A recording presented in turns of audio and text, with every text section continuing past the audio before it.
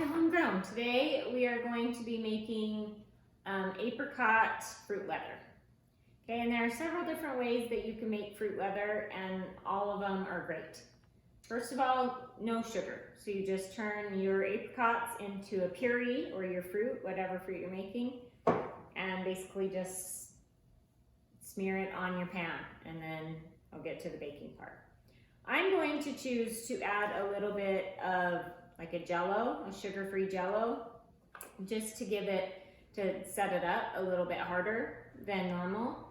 The other way you can do it is add a little bit of lemon juice and a tablespoon of sugar for every 2 cups of fruit that you have. So there's a variety of ways that you can make it. So today we're going to be making it with the jello. So I'm going to use 1 small box of jello for every 8 cups of puree, okay? This adds that, the acid that you would get with the lemon juice, and it also adds a little bit of the flavoring. You can use the sugar jello, the small box of sugar jello if you would choose. I just chose to do sugar-free just to try it out this time. So we're gonna go ahead. These apricots have been washed, so you're gonna wanna put them in some kind of a colander or a strainer and wash them really good. And then all we're gonna do is just cut them in half, remove the pits, and stick them in the blender. Okay, and we're gonna just repeat this process until you have enough to blend it into a puree. And you want it a puree like I have here in the bowl. Okay, so I'm gonna just continue pitting these until I have quite a few in my blender, and then we'll go from there.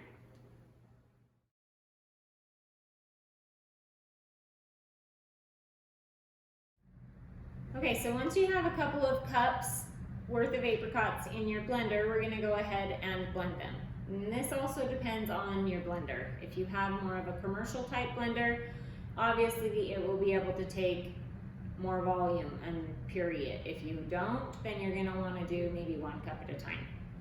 All right, so I've got these in my blender, and I'm gonna go ahead and just turn it onto low.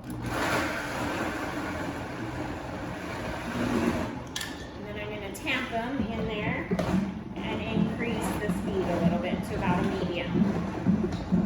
On my Vitamix, it's at a 5.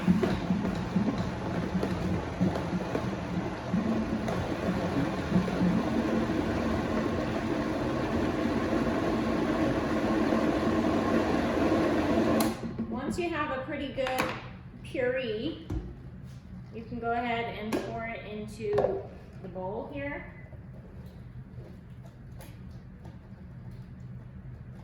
And then we'll continue this process until they're all in here, and then we'll measure it out and add as much jello as we need to add before we lay it out onto the sheets.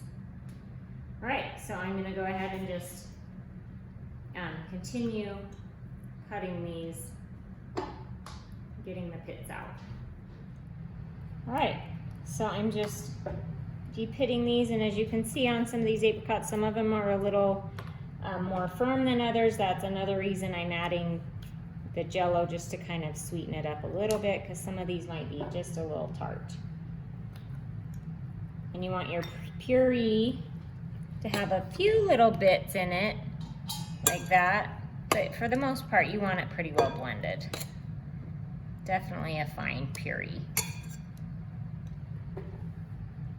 After you've got all of your apricots pureed, we're now going to measure out 8 cups or 2 quarts for every small box of jello.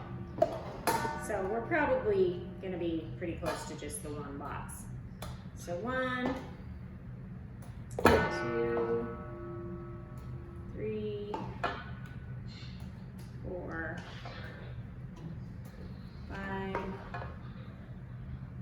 6, 7. It's pretty well 8 cups right there.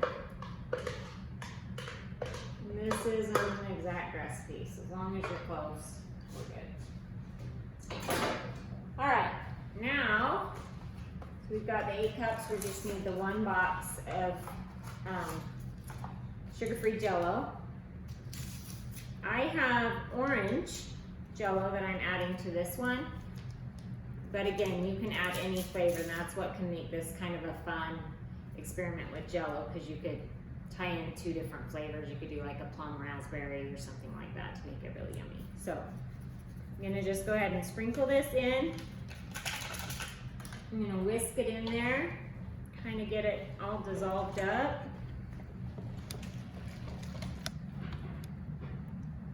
There's one that got away. So we're gonna stir this really good. Get all of that gelatin in there. And that gelatin will also kind of have it, give it more of like a fruit roll-up texture to it, just a little bit. So I think it'll be easier for kids to love it. All right, so we've got that good and stirred up, and now we're just gonna go ahead and spread it on parchment paper. I'm gonna be making mine in the oven. So you can make this in a food dehydrator, or you can do it in your oven, or a lot of people like to do it just outside when it's really hot day, but my dogs would eat it, so we're not gonna do that, because they'd be sick. So we're gonna go ahead, just spread this out. I have it on parchment paper. The other thing that works really great if you don't have parchment paper is saran wrap, not wax paper. It does not work. It will stick to your pan and it'll be a major fail. So parchment paper or saran wrap. Okay, and I've got my oven preheated at 175. In theory, this should take about 6 hours at 175. If you did it at 150 degrees, it would be about 8 hours. Okay, so in a food dehydrator, you would want to set the temperature at 150, and it would be about 5 to 6 hours. Okay, so ours is going to be 6 to 8 hours. So I'm going to go ahead and put this in here, and I'm going to switch to a rubber spatula, and we're just going to kind of experiment here with how much fits on a pan. I have a 3/4 sheet pan here, which is going to be a little bit bigger than what you're used to. So just do whatever you have that works, and you're just going to kind of do a thin layer. Okay, I probably have about half, which is about the 4 cups on this 3/4 sheet here. Obviously, if you had a half sheet, you're going to be maybe at 3 cups on yours.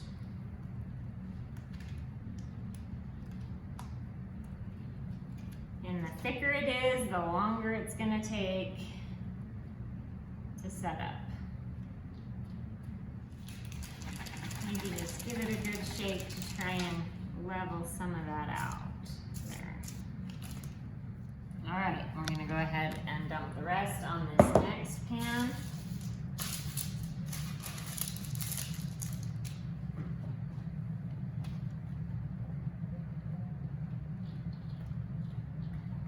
Say I probably started out with about 5 pounds of apricots, and it's made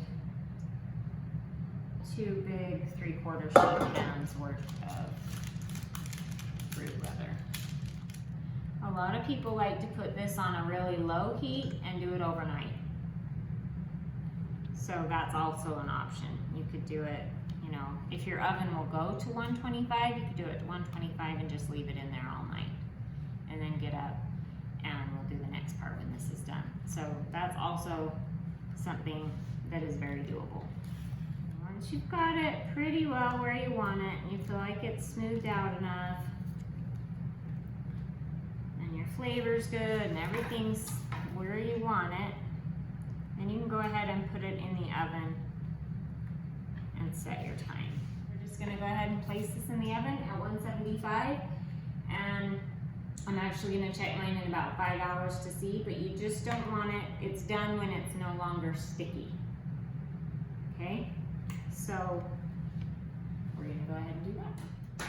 After you have let your fruit leather cook for 6 to 8 hours in the oven, depending on your oven, My one oven was done in 6 hours and the other one was about 8.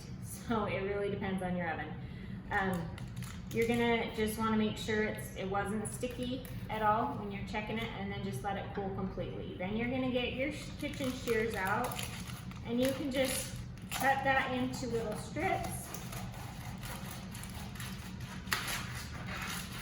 And it looks like I've had little nibblers already. And then I'm gonna cut it in about a half again, like that.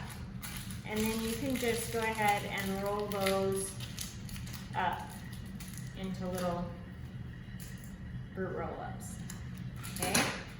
And you're just gonna leave the saran wrap or your paper on it, your parchment paper, and then that's what you'll use. And then you can go ahead and just store these in a Ziploc bag or a bottling jar or something to keep them from drying out. Look for the recipe in the description, share this with your friends, make sure you like it, and subscribe to the channel.